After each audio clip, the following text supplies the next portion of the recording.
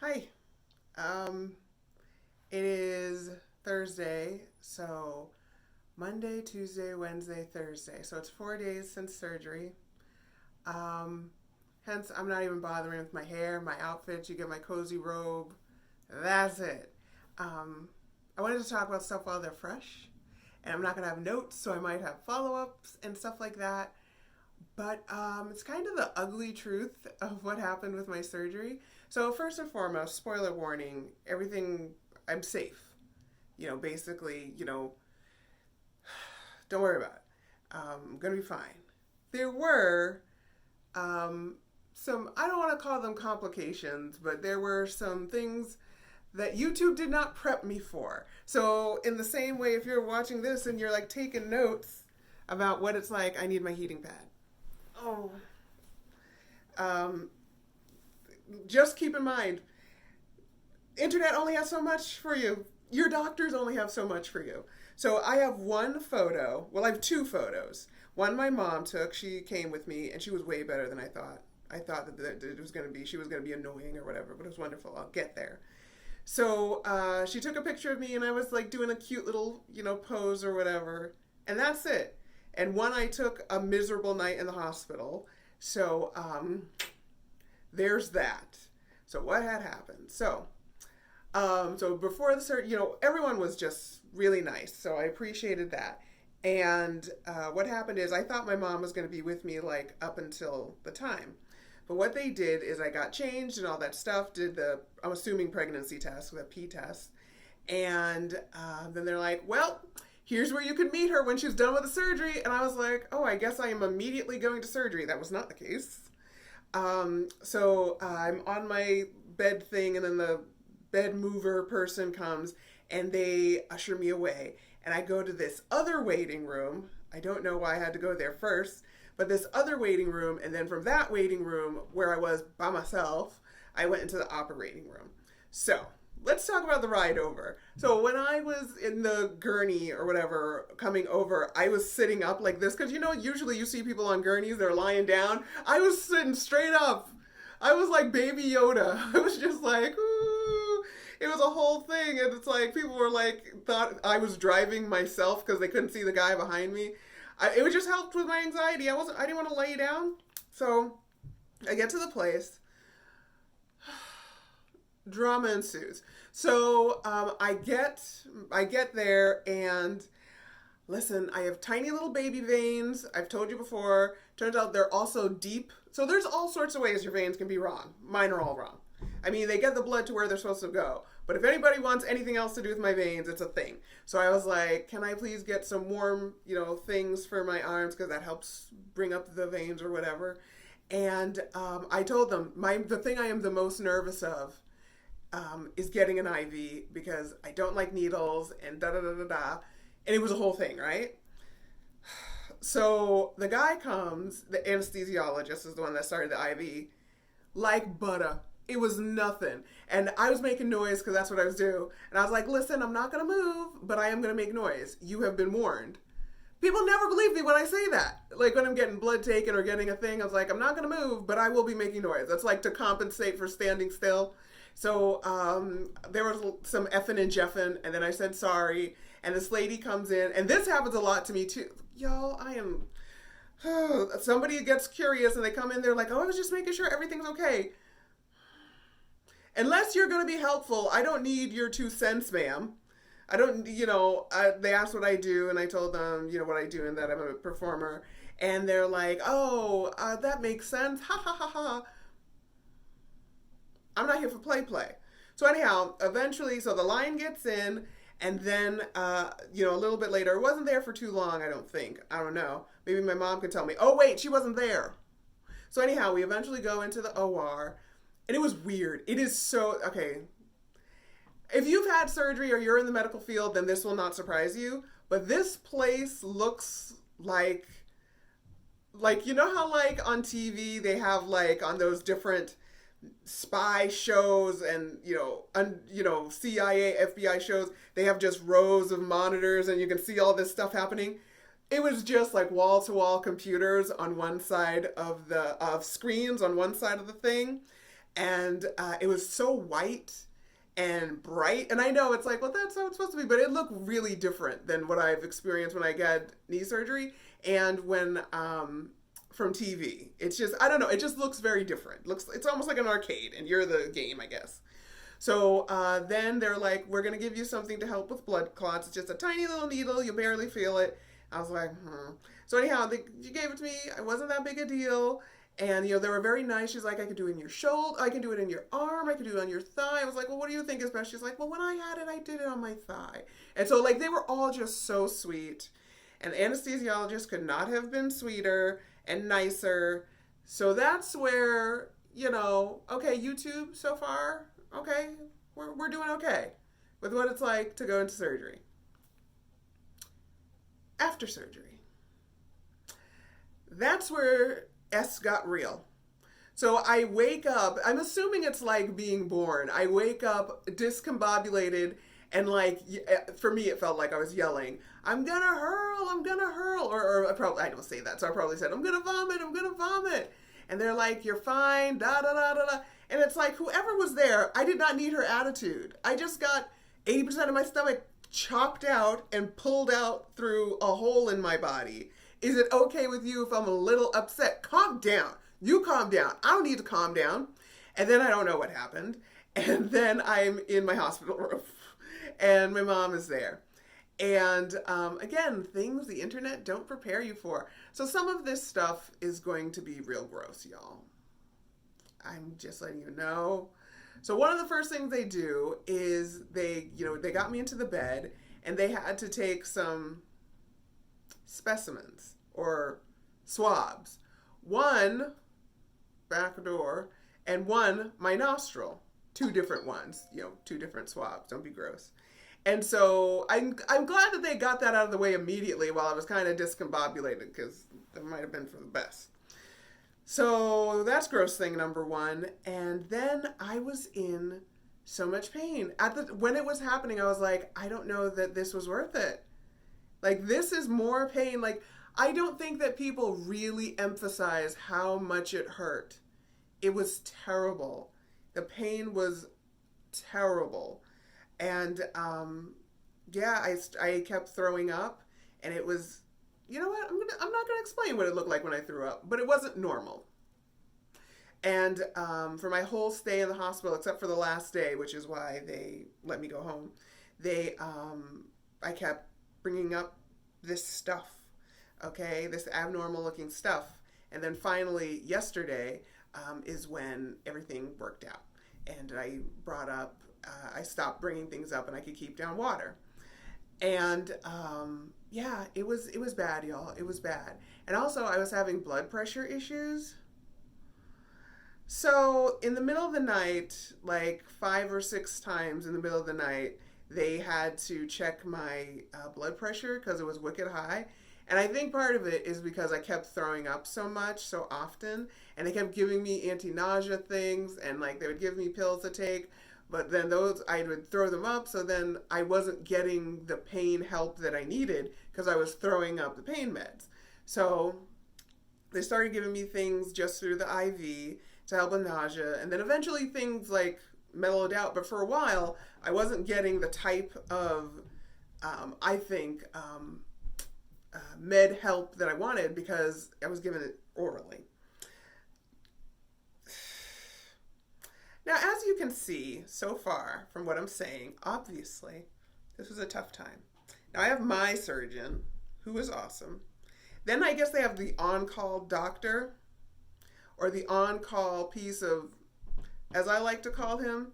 I did not need his sassing. He's like, how are you doing? And it was the day after surgery, the day after 80% of my stomach was cut out. He's like, so how are you doing? I'm like, not great. I'm in a lot of pain. I don't know what to do. Da, da, da.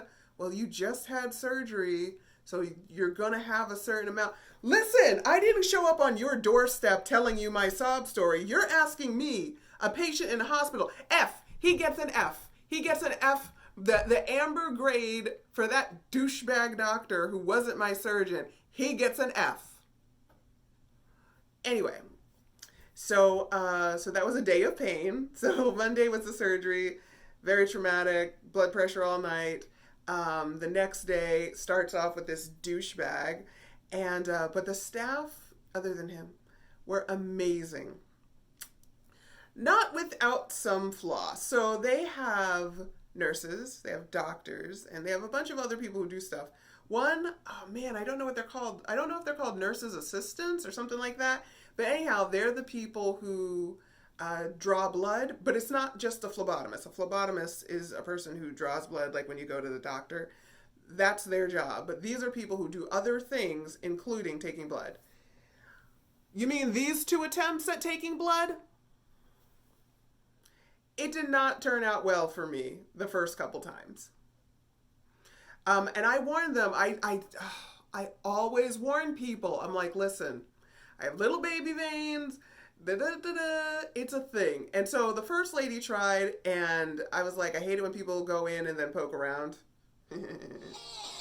Oh, hold on.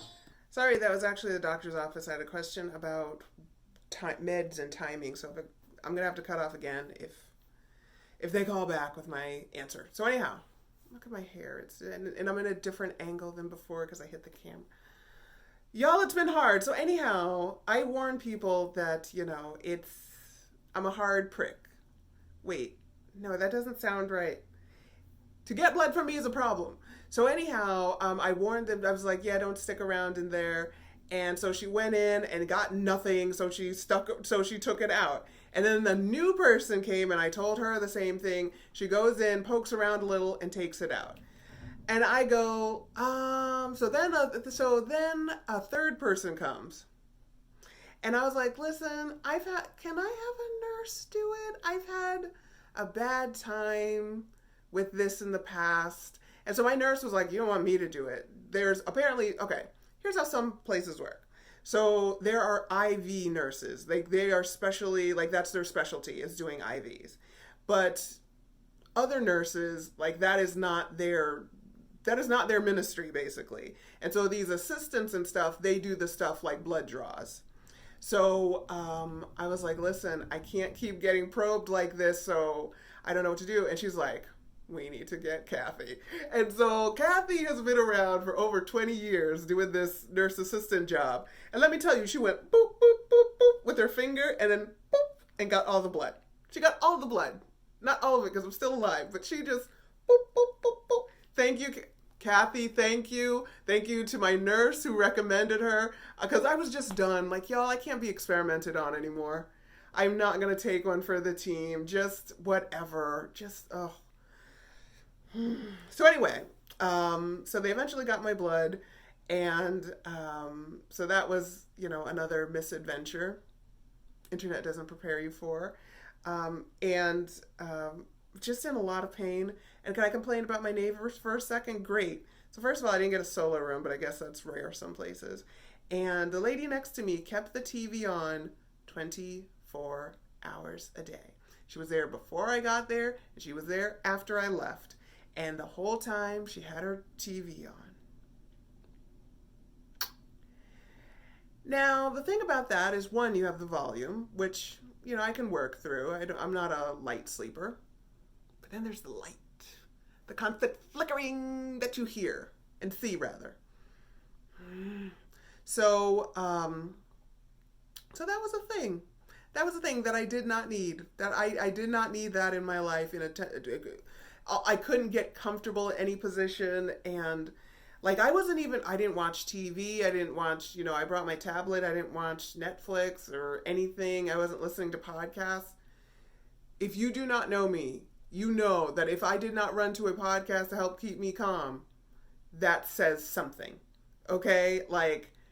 I was listening to podcasts while I was in the waiting room to go into surgery. They keep me calm, they keep me laughing, they're familiar, they're interesting, they're a great distraction. It's not the first time I've, been in a waiting room to get, taken to a hospital and I was listening to podcasts, and it was so needed. I was listening to if you're curious, I was listening to the show True Crime Obsessed with Jillian Pensavalle and Patrick Hines. Da-na-na. Once you listen to it, you'll understand that reference. So, and they were hilarious, and it helped. But I just didn't have it in me. I was just so broken. Speaking of being broken, my mom came with me. She was such a trooper. She was just sitting there for hours watching me be in pain, and I was like, you don't have to stay. She was like, no. And I was like, I'm sorry I'm a bother. She's like, you can never be a bother to me. And like when I was starting to feel better, she was like, it felt like I'm not going to get misty, but my throat got dry real quick. I'm definitely not about to cry. But she was like, it reminded me of when you were a little baby, and I just wanted to pick you up and make you feel better, but I'm not strong enough to pick you up.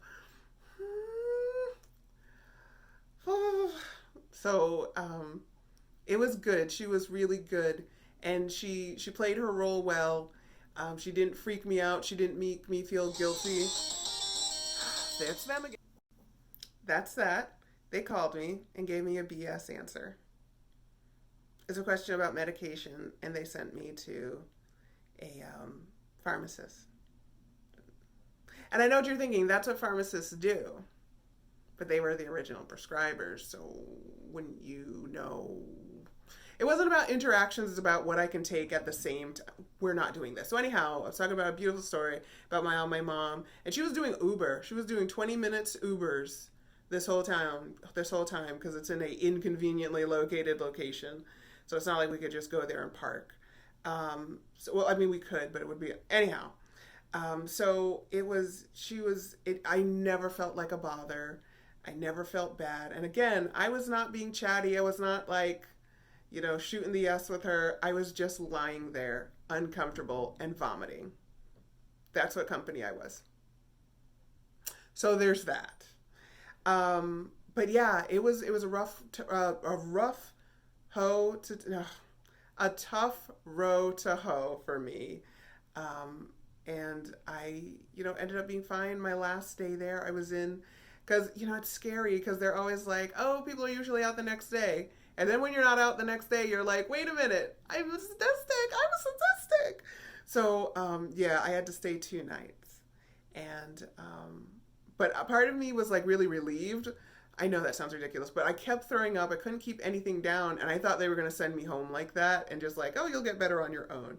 So I'm glad that we stuck around, not experimented with meds, but tried different things that made more sense in certain combinations, and then the combinations that would work when I go home.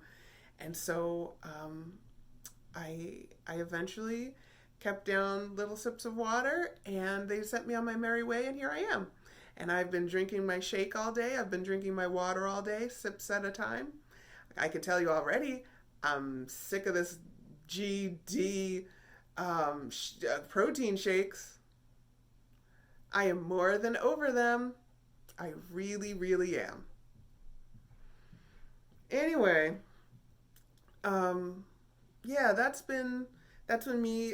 One of my incisions, I thought it might be infected because it kind of looks like it's bruised and it hurts when I walk, and the other ones don't feel that way, but they said it's so early. I'm not going to show you, just in case you're grossed out by that. But yeah, I have a heating pad over it, and my shoulder hurts sometimes, and I'm walking like they tell me to.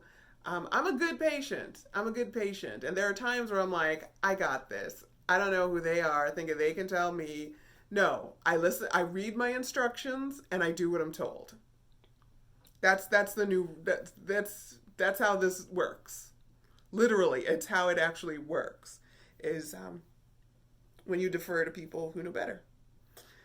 So that was my experience in the hospital. Other people, it seemed like they woke up and they were kind of groggy, and then they went home. And, oh no, then they got popsicles and they went home. That's what the internet made it sound like.